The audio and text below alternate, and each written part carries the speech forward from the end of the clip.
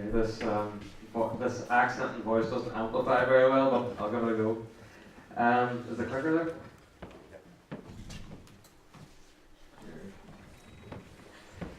Thanks very much for the introduction, Graham. I just want to take 15 minutes at the start of this morning before you hear from our other partners to give a very quick introduction to the Geopark project. And I want to do that in three sections. I first want to give a wee bit of background to how Geopark came about in the first place.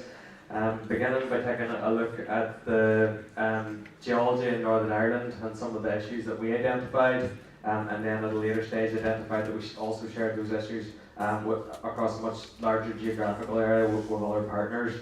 I also want to mention the role of the Global Geopark Network in putting our project together and the support that we've had from all the partners throughout the project.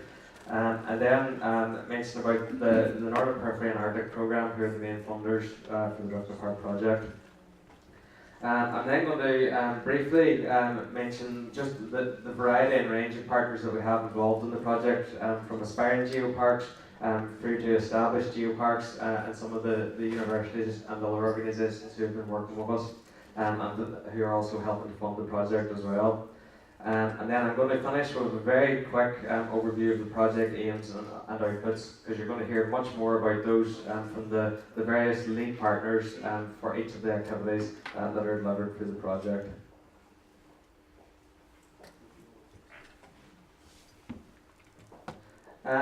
I just want to start, as I said, with a bit of background to the project, and it really starts with a quick look at the geology in Northern Ireland. Two of our main visitor attractions on the island of Ireland now are the Giant's Causeway and Causeway Coast World Heritage Site and the Marble Arch Caves UNESCO Global Geopark. The Giant's Causeway now attracts over 1 million visitors per year. Just this year past that, we've exceeded the 1 million mark. And down in the Marble Arch Caves they have over 400,000 visitors per year. So both of those sites are significant economic drivers for Northern Ireland and the island of Ireland as a whole. And they're very much based on bringing visitors in to experience those spectacular landscapes, to learn about the geology, the biodiversity, the cultural heritage, the food, the activities, everything that goes along with that. And it really, both of those sites really are based on the geology and geodiversity of those areas. And in the Causeway Coast and Glens Heritage Trust area, we celebrate the World Heritage Site and the work that's done within the World Heritage Site. But in the area surrounding that, we have rocks from almost all periods of Earth history and a variety of other fantastic sites, which are probably arguably more important scientifically than the Giant's Causeway is, but which receive relatively little protection. Or I guess awareness in the wider public as well. So back in 2013, we began to look at some of the challenges we had in exploring the geology of the wider Causeway Coast and Glens area. And we quickly realised that in Northern Ireland, anyway, we soon realised that it was a much wider issue, that there was limited or no education opportunities in our schools or universities to learn about geology or follow a career in geoscience within Northern Ireland. We also recognised that there was limited knowledge of Northern Ireland's fantastic geological diversity across the public, private and voluntary sector in Northern Ireland. In the Causeway Coast and Glens, one of the big issues was there was limited or no public access to the wider landscape and sites of geological interest. And I guess that's where the Marble Arch Caves is ahead of us, because they have opened up access to these sites of geological interest, whereas we're maybe a wee bit more behind in that in the wider Causeway Coast area.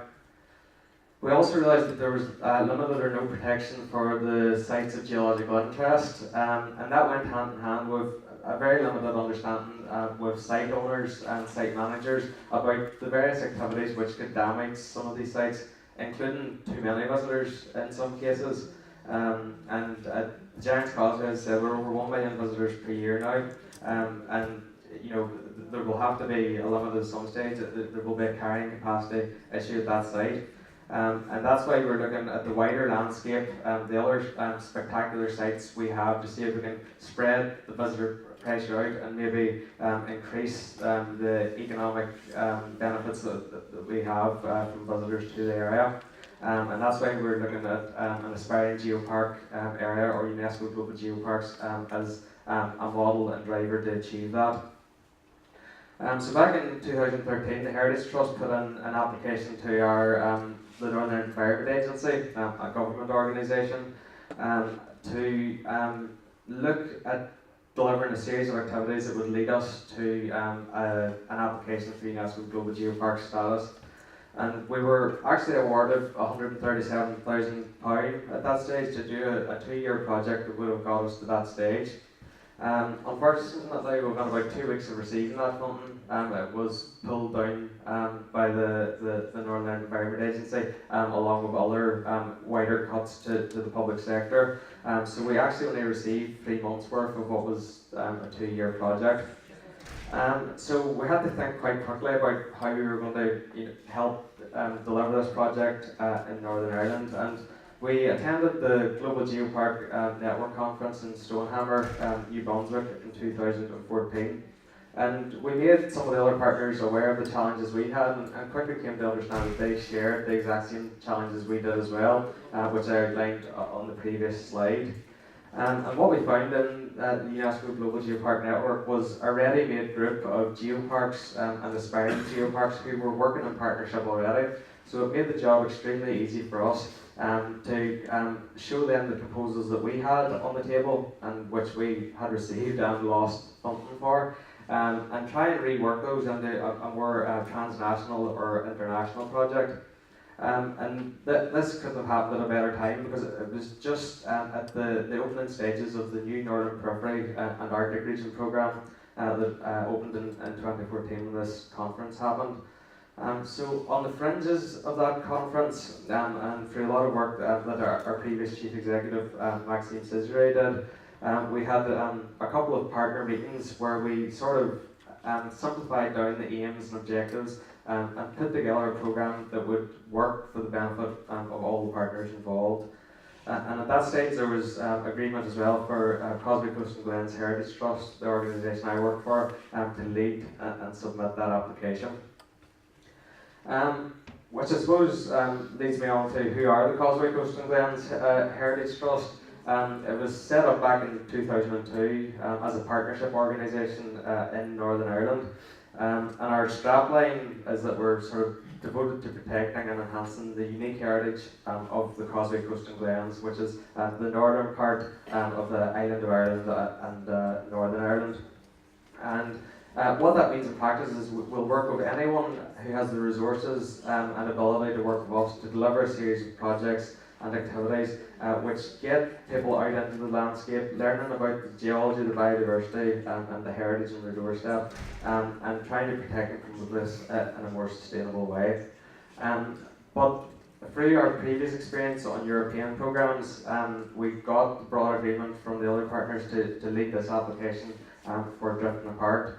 So whilst we're not a UNESCO Global Geopark yet, we are, I guess, leading the way in this project, and we hope to join you at some stage.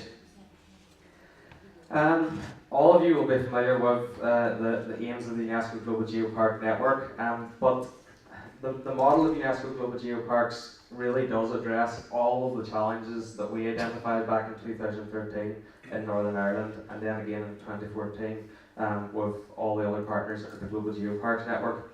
And I will just read this out quickly. UNESCO Global Geoparks are there to use the geological heritage in connection with all aspects of an area's natural and cultural heritage to enhance awareness and understanding of the key issues facing society, such as our Earth's resources, sustainably mitigating the effects of climate change, and reducing natural disaster-related risks. And the reason that I have read that out, and if you can, I guess, memorise the text on the screen there, it's just to highlight how closely it ties in with the aims of the Northern Periphery and Arctic Region programme.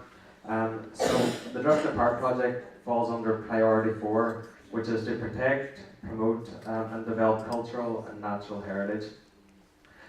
So looking back at the aims of the UNESCO Global Geopark Network, it's almost mirrored, albeit in I guess a shorter and more concise way here, by the aims of the Northern Periphery Programme. So for our project, we are trying to generate vibrant, competitive and sustainable communities, and we are trying to harness innovation and new technologies, and trying to expand entrepreneurship and seize opportunities for growth by helping the existing geopark network and the aspiring geoparks as well. So the map on screen, you'll have seen it up already, outlines the partnership that we came up with back in 2014. So we have Stonehammer UNESCO Global Geopark in Canada, along with K-Box Aspiring Geopark. In Iceland, we have Reykjanes and UNESCO Global Geoparks, and Saga Geopark Project. On the island of Ireland, we have ourselves, Causeway Coast. We'll call ourselves the Aspiring Geopark at the minute. And then Marble Arch Caves UNESCO Global Geopark. In Norway, we have Magna UNESCO Global Geopark and Trofeo Geopark Project. And then in Russia, we have Kenazero National Park, and also Wineski Pomoria National Park, which has come on board as the project has progressed. And the partnership was established in this way so that we were bringing aspiring geoparks along with well-established geoparks in each geographic area. And you'll hear more about that sort of mentoring process from Gail later, whenever we get into the various sessions about the project activities.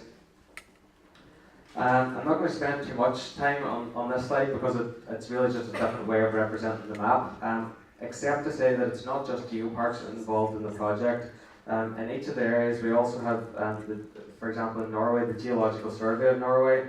In Canada we have the New Brunswick Museum and the Newfoundland Department of Natural Resources. In Ireland we have the Geological Surveys of Northern Ireland and Southern Ireland. And Cavan County Council of Fermanagh and Omagh District Council as well. And then at the very bottom, we have a number of partners, associate partners, who have been there to provide advice throughout the project in the Faroese Directorate of Earth and Energy, the Northern Ireland Environment Agency, and the Scottish Geodiversity Forum. And this is my final slide before I pass over to the guys who are delivering the activities, the various work packages on the ground. But it's really just to say that the project is set up in a really, really simple way. Our overall aim is to increase the capacity of responsible organisations, which is a very sort of technical way of saying really any organisation that has a role to play in the management of geological heritage, natural heritage, biodiversity, all forms of heritage throughout the Northern Periphery area. Trying to increase the capacity of those organisations to manage in a more environmentally sustainable way remote and sparsely populated areas, which is where we all find ourselves. So the work packages 1 and 2, the 2 red boxes there, are led by the Heritage Trust, and it's really just the day-to-day management of the project and communication of the project activities. We then also deliver the activities of all the other organisations in our area in Northern Ireland as well. But I guess the real exciting stuff in the project are the other boxes, not boxes in red. And you'll hear from each of these organisations throughout the remainder of the day. Work package 3 is the development of the drifting apart storyline and learning opportunities. And that was work carried out by Marble Arch Caves, the partnership there, researching how all of our various geoparks have been connected in the past on numerous occasions, and how we are currently drifting apart today as we speak. We're in Iceland, the centre of that activity today. So it was researching that story and trying to develop learning opportunities and access opportunities to sites so that the public could learn about that and develop some innovative products and services on the back of it. Work package 4 is being led by Magna Geopark in Norway, and it's the development of virtual reality tools so that people of all abilities can access the sites from across the partnership area. So people who maybe can't travel to these areas for reasons of costs or maybe can't access a particular site because of disability. This work package is trying to open up the area to anyone who does have an interest in this area. Work package 5 then is being led by Stonehammer UNESCO Global Geopark, and it's trying to develop a geopark model or a set of best practice for managing geoparks in the Northern Periphery and the Arctic area. We do share those common challenges, so what we are trying to do is put together some best practice from across the entire partnership area and share that with the Geopark Network. And finally, work package 6 is being led by Geopark Shetland, and you'll hear from them this afternoon, Davey and Rory, about some of the tools that they've developed for local communities, businesses and education organisations as to how to better, promote and learn about the fantastic sites that we have in the Drifting Park Partnership. So, on that, I'm going to pass back to Graham. Thank you very much indeed.